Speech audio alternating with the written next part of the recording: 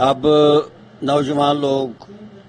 دولت کے پیچھے لگے ہیں، ان کے پاس وقت ہی نہیں ہے، وہ دن رات بزی رہتے ہیں۔ ہمیں سینئر سٹیزنز کے لیے ایک الگ سے ایک فیسلٹی رکھنی چاہیے جہاں پہ ان کے حالات کو ہم سمجھیں، نہ کہ صرف جسمانی حالات، ان کے ذہنی حالات کو بھی سمجھیں۔ ایسے بھی آدمی ہیں جو اس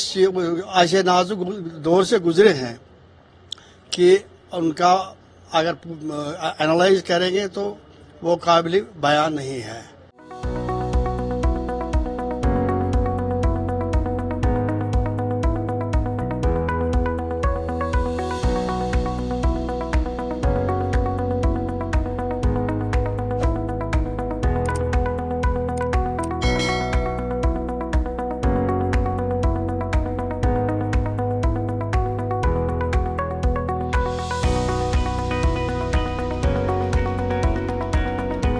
مجھے بہت خوشی ہوئی، یعنی دل سرشار ہوا کہ کچھ ایسے نوجوان بھی ہیں جنہوں نے یہ مول موج کلینک یا ہوم کچھ بھی ہو کھولا،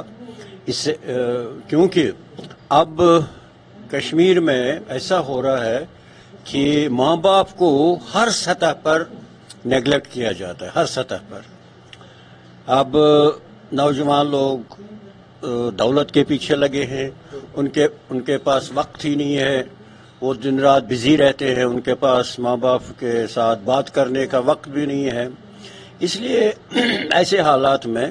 اگر کوئی ایسا قدم اٹھاتا ہے تو وہ قابل تحسین ہے۔ اور ہمارے سماج میں جہاں تک میں بھی 50 سال سے پریکٹس کر رہا ہوں، سب سے زیادہ جن کے ساتھ بدسلوکی کی جاتی ہے وہ اولڈ ایج ہے، ماں باپ ہیں۔ اس سے پہلے کہ باقی ملکوں کی طرح، باقی ریاستوں کی طرح ویسٹرن کلچر یہاں بھی اولڈ ایج ہوم یا اپنا گھر سٹائل پر جیسے انڈیا میں بن جائے، ایسا یہاں نہیں ہونا چاہیے، کیونکہ بہرحال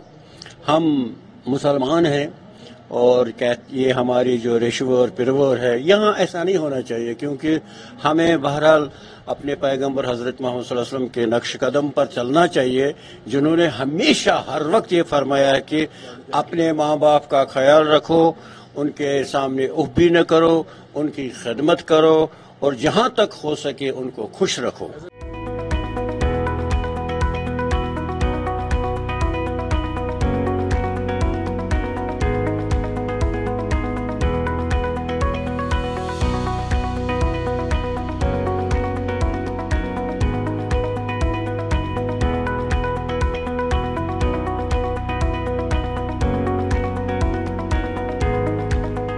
جو ایم ہے وہ یہ ہے کہ ابھی لوگوں کو یہ سمجھانا ہے کہ اولڈ ایج ہوم سے ابھی ہم دور ہی رہیں۔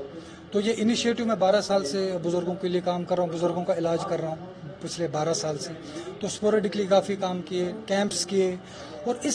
سب چیز کو جو ہم نے یہاں پہ سمجھا، اس چیز کو جمع کر کے یہ لگا کہ ہمیں سینئر سٹیزنز کے لیے ایک الگ سے ایک فیسلٹی رکھنی چاہیے جہاں پہ ان کے حالات کو ہم سمجھیں، نہ کہ صرف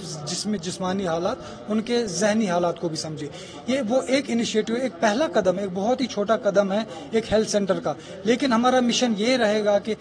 جو بھی ہمارے سینئر سٹیزنز ہیں ان کو ایک ڈگنیفائڈ ایجنگ ہو، ان کو ایک جو ڈیزرو کرتے ہیں، جو ریسپیکٹ وہ اپنی سوسائٹی میں ملے، اپنے گھر میں ملے، اور ایک میسیج یہ ہو کہ جو یہ بزرگ ہیں دے آر ناٹ ادرس، کیونکہ میں نے ابھی آپ کو اپنی پریزنٹیشن میں کہا سب سے بدترین جو میں وہاں سے سنتا ہوں جب کسی کیئر گیور سے بات ہوتی ہے تو وہ کہتے ہیں it is affecting my family. تو یہ جو مائی فیملی والا کانسیپٹ ہے، جو جب ان کو ہم بناتے ہیں ادرس، وہ ادرس نکال کے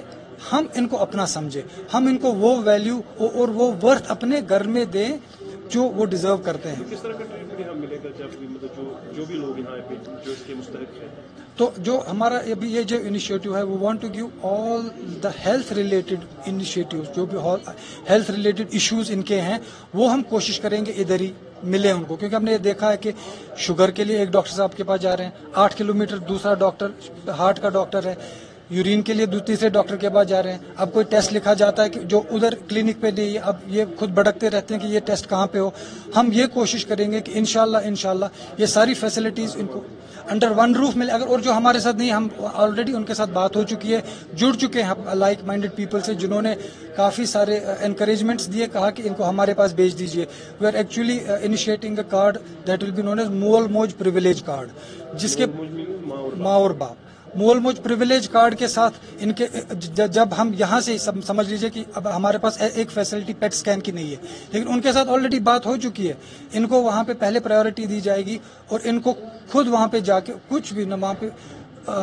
अपॉइंटमेंट लेनी है ना कुछ करना होगा। तो एक अंडर वन रूफ सारी फैसिलिटीज मिली। और मैं खुद एक जीरियाट्रिशियन हूँ जो कि इनके सारी मेडिकल कंडीशंस का ख्याल रख सकता हूँ, जो कि इनकी बीमारियाँ, holistic treatment under one roof.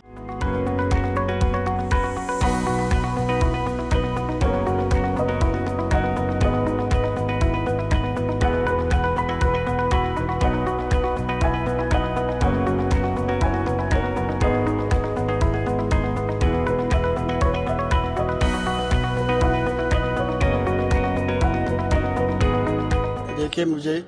1 बजे फ़ोन मिला कि फलानी जगह मोल मोज क्लिनिक एस्टेब्लिश हुआ है, लिहाजा वहाँ एक मीटिंग हो रही है। मैंने नमाज अदा की और बहुत जल्दी मैंने